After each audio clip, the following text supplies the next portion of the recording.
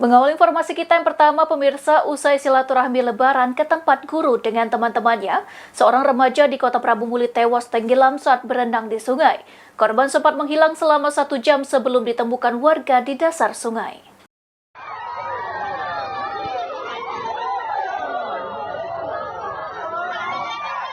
Inilah video amatir warga saat menemukan korban tenggelam di Sungai Lubuk Guo di Kelurahan Sungai Medang, Kecamatan Cambai, Kota Prabu Muli.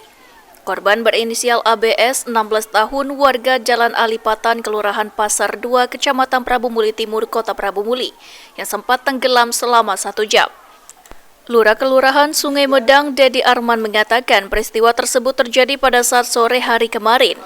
Korban yang belum bisa berenang bersama teman-temannya memutuskan berenang di sungai usai melakukan silaturahmi ke tempat gurunya pada lebaran kedua kemarin.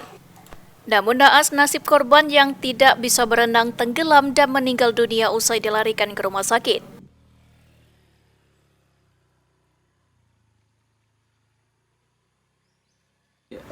Menurut saksi yang telah kami tanyai, jadi waktu itu mereka itu ada orang 14 dari Sanja ke rumah gurunya gitu.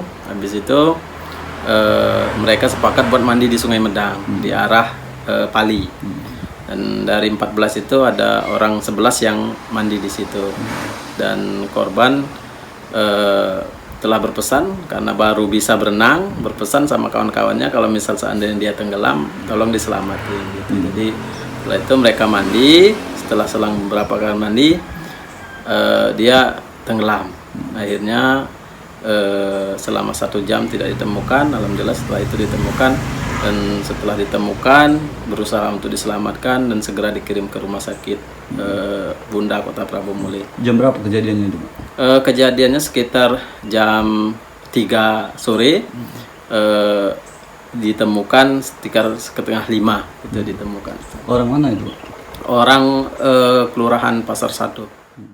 Lurah Sungai Medang menghimbau agar orang tua dapat mengawasi anak-anaknya agar tidak mandi di sungai di saat air sungai tinggi.